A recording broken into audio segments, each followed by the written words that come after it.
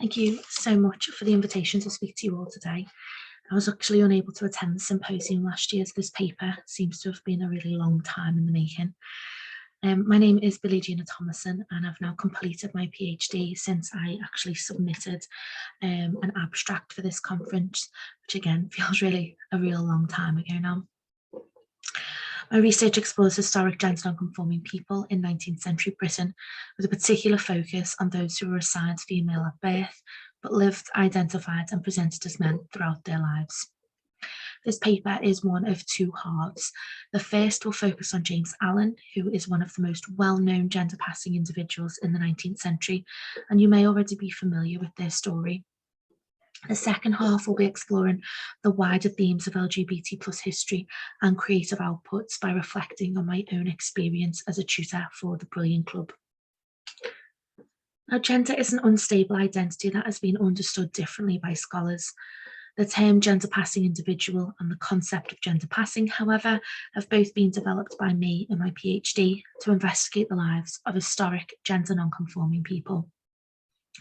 For the purposes of this paper, gender passing refers to individuals who have been assigned female at birth, but lived and identified as a gender contrary to their biology in 19th century Britain and were working class.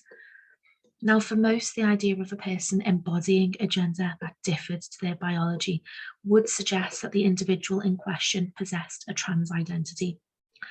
Trans, however, is a modern term, and it is a challenge to apply this to the historic gender non-conforming people, as they did not have access to this term in the 19th century.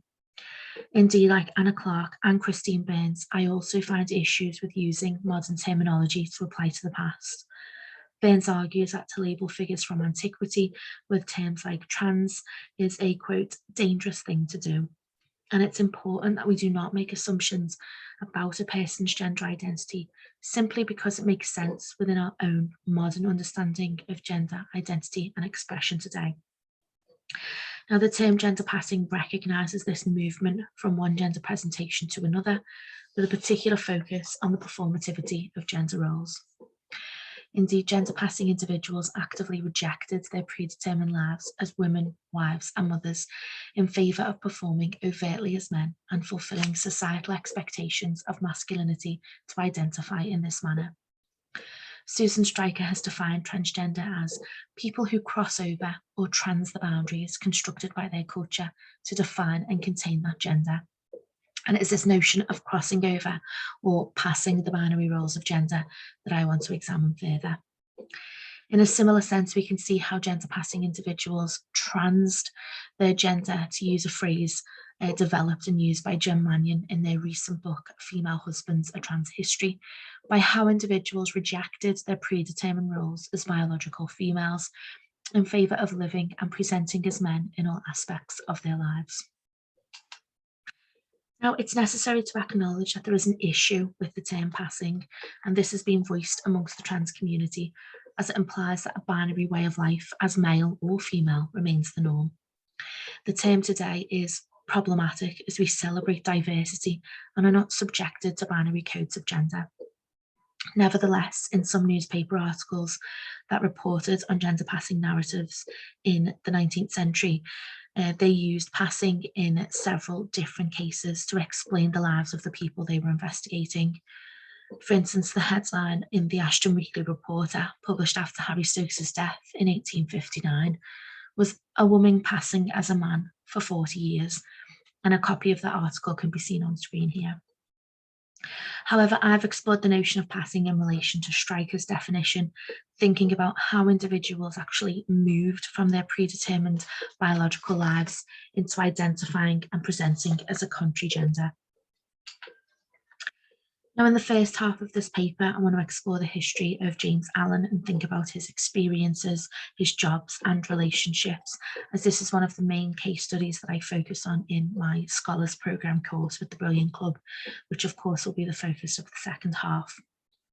Now, please note that there is an image of an individual being whipped in the next slide, just to make you aware. Now, we first hear about James Allen when he appears in the press after his death in January 1829. The headline in the Newcastle Courant reads, "Extraordinary Investigation or the Female Husband," with other newspapers such as The Times and The Observer also referring to James as their female husband.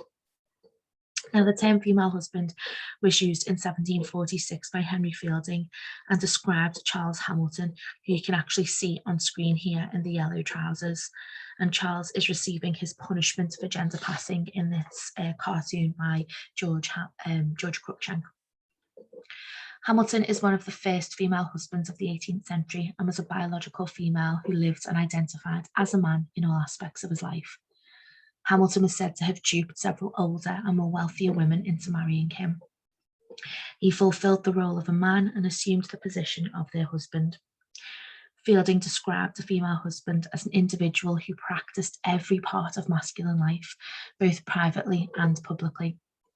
Fielding definitively disagreed with how female husbands conducted their lives, but argued that it would only be through death that these people would be judged. So, when beginning my research, I searched online newspaper databases using the term female husband and others as well, and actually located James Allen, Harry Stokes, and 23 other individuals in the 19th century. Now, the term female husband itself raises all kinds of questions, most obviously as it focuses on biological sex as female, rather than gender identity or social performance as a man, a husband, a breadwinner, a worker, or just indeed a member of the public. Now, we don't know too much about James's early life other than that he met his wife Abigail in the home where they were both employed by Mr. Ward, and they lived in 6 Camberwell Terrace in London. James was a groom and Abigail was a housemaid at the property, and James was just 18 years old when he began working for Mr. Ward and was highly favoured for his manners, which were generally obligingly kind as the regard of his superiors and equals, according to the Times. Due to James and Abigail's romantic relationship, however, they were actually asked to leave Mr. Ward's home and were unable to work together whilst they were in a romantic relationship. James stayed local, but Abigail moved to Margate to keep her reputation as a good housemaid. Now, the couple kept in contact, and after several months, James wrote to Abigail asking her to come to London and seal by marriage the vows of eternal love which had been so reciprocally pledged to each other, according to the pamphlet published after James's death. Abigail was granted just 3 days leave from her employment, and it was during this time that the couple eventually married. Now, the couple's marriage registration that can be seen on screen here confirms that James and Abigail were married on the 13th of December 1807 in Camberwell. And it was the same marriage registration that Abigail produced to authorities to confirm her legal marital status after James's death some 21 years later. Now, the Allens' marriage was tumultuous, with James deserting Abigail for weeks, leaving her with nothing and selling the items in their house. Perhaps this was because he was struggling so deeply with his own identity, and separating himself from his wife was the best way that he could deal with bouts of depression. Some time after their marriage, James was physically attacked by his work colleagues after his refusal for not going to the local pub one evening, and his colleagues teased him for not being manly enough. James's confidence was obviously knocked, and the couple moved to Baldock in Hertfordshire, where they leased a public house called the Sun Inn, which is now called the Victoria on Sun Street, and a picture of that can be seen on screen here. It was a lucrative business, and the couple stayed there for 12 months. However, a break-in actually caused the couple to lose their life savings, and they moved back to London, and James returned to the same job with those same colleagues who had actually attacked him previously. So as you can see from this glimpse into the marriage, it was not straightforward for the couple, especially for James, who was returning to that toxic work environment. After James's death, the pamphlet was produced, 2 portraits printed, and 2 street ballads were written about his life alongside numerous newspaper articles. The street ballads commented on the difficulties of James's marriage, and the pamphlet provided some post-mortem details that were always noted as being exclusive facts.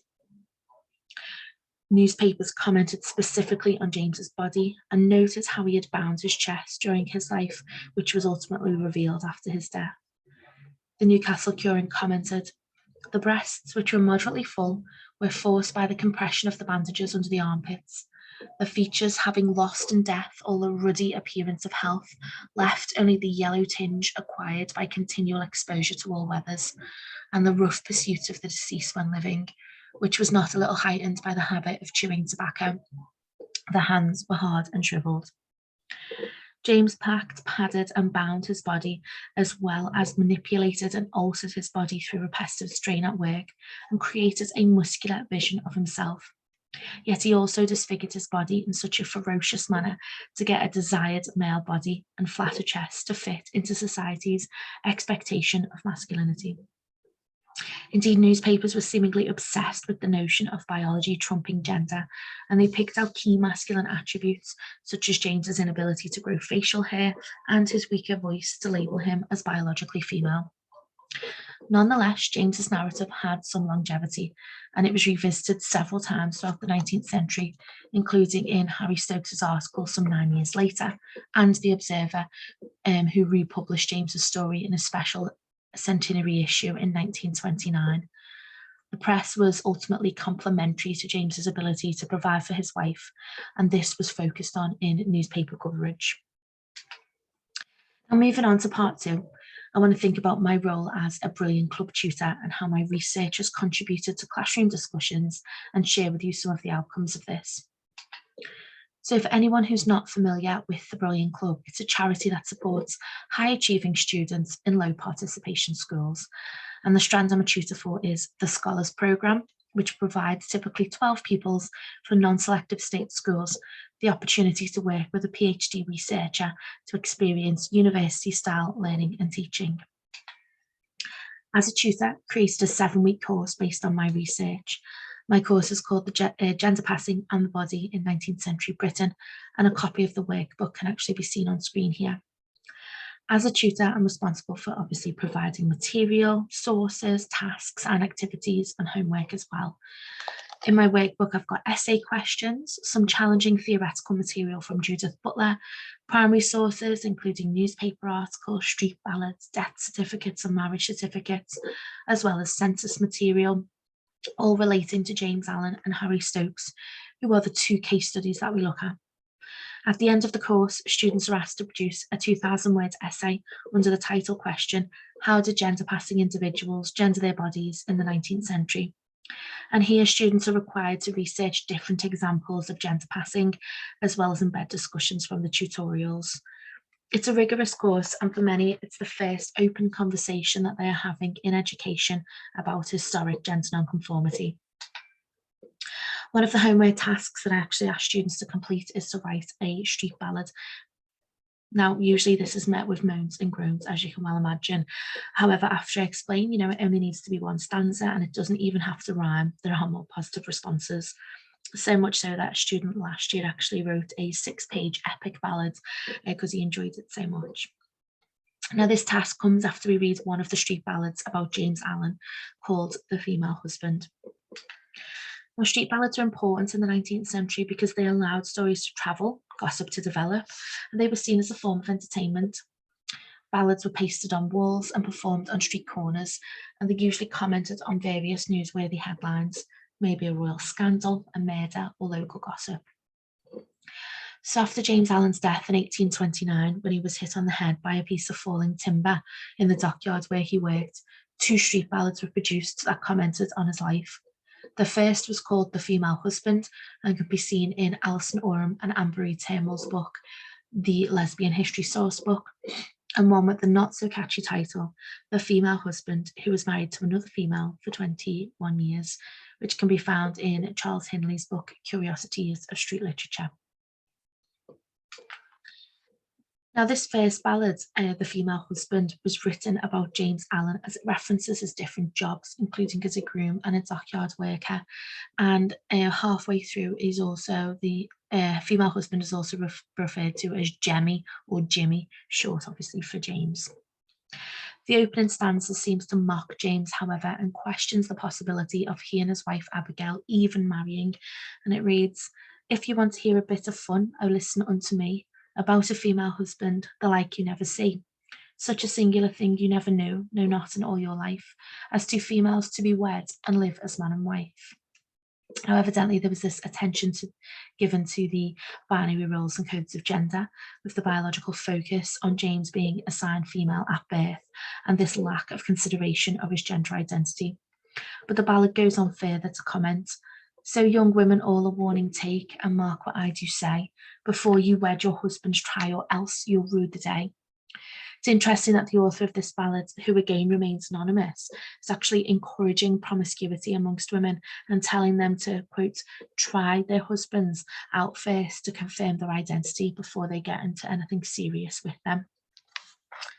Halfway through the ballad, it actually changes focus again to discuss the couple's inability to produce children. And it reads, "Now for 20 years they lived, as man and wife so clever, both ate and drank and slept, and just these things together. If women all could do the same and keep their virgin knot, why the king and all his subjects would quickly go to pot." Here, the narrator implies that gender-passing individuals will arguably cause the end of humanity in a very dramatic fashion because of this lack of reproduction. Indeed, in this sense, we see not only biology as a 19th century focus, but also reproduction and populating the country. The language is very much aimed towards female empowerment and asks women to take control of their potential husbands before they commit to anything with them. Now, in this second ballad, there is a conversation happening between characters Mother Chatter, Mother Sprightly, and a narrator who seems to be a wife of a gender-passing individual. And the opening stanza reads, "What wonder have I now to pen, sir, women turning into men, sir? For 21 long years or more, sir, she wore the breeches, we are told, sir. A smart and handsome groom, sir, she then got married very soon, sir. A shipwright's trade she after took, sir, and of his wife he made a fool, sir." Again, like the previous ballad, there was this reference to the wives being tricked into marrying their female husband, to quote the title of the ballad. Nonetheless, the ballad goes on to highlight how the couple did not consummate their marriage, and also implies that there was some domestic abuse later on. And it also argues that women should again take control of their relationships and ultimately not be fooled. Now, I've completed 2 other placements since I actually wrote this abstract, and I've received another 24 fantastic examples of street ballads from pupils who took my course. However, there is one that always stands out from a 14-year-old student at the Sutton Academy in St Helens that I want to read in full. "Does your husband have a beard upon his pretty face? If the answer is no, another should take his place. Your husband may be well known and liked by all around, but if he is a female, his secret will be found. Your husband may be a bricklayer or work in any weather, but please just keep in mind what may be under his clothes of leather. If you are hearing this and feeling distressed, please just keep in mind that gender cannot be suppressed." And here I think you can clearly see how the student has brought in elements from the original street ballad, but brought the conversation up to present day in the final stanza, commenting upon how gender cannot nor should it be suppressed. I also want to share with you another ballad from a student at Cardinal Heenan Catholic High School, and part of their ballad reads, "Man needs to provide, without him his family cease to survive. And harder still, the guilt of women's labour would sacrifice his masculinity. Yet as each day draws nearer, his time will be used dearer, as the man that is in the mirror is a woman no longer." And this example really focused on how gender-passing individuals reversed their predetermined roles as biologically female in order to become the breadwinner and supporter of their family. Now, each term, the Brilliant Club puts together a national magazine that publishes the best pieces of work from the graduating students. And this magazine is called The Scholar, and it's sent to all schools and is also accessible on the Brilliant Club website. The student who wrote the previous street ballad was actually successful in being published following their final essay, which came with such high acclaim from the reviewers, and it would certainly have rivaled some of my undergraduate essays that I received today. It's actually brilliant to see this drive and development from a young person who had not even considered the history of gender nonconformity before the course, and he wrote so eloquently and researched more and more about individual cases for his final piece of work, which was lovely to see. Okay, so to conclude then, bringing everything together, What I wanted to do in this paper was celebrate the pupils' achievements and highlight how important it is that we continue to work hard to get LGBT plus history into our schools. Young people need representations of themselves, of their parents, their family members, and their friends in history to fully understand that LGBT plus people and their lives and stories have existed forever. This facilitates conversations and important discussions where young people can feel able to ask questions that they may not be able to ask at home. When working in the Sutton Academy, St Julie's Catholic High School, Cardinal Healing Catholic High School, and Chilwell Sports and Science Academy, I was so struck with the questions young people asked. They were well thought out, and students wanted to know more about the topic of historic gender nonconformity. When setting them on a task, they worked together and shared ideas. And if students had questions about the sources, they weren't asking me, but actually asking each other and sharing the work out loud. Young people needed to feel safe and to shine for conversations around LGBT lives to develop. And being a tutor at the Brilliant Club has successfully enabled me to do this. Thank you so much for listening. And I look forward to questions. If you do want to get in touch, my contact details are at the first slide. Thank you.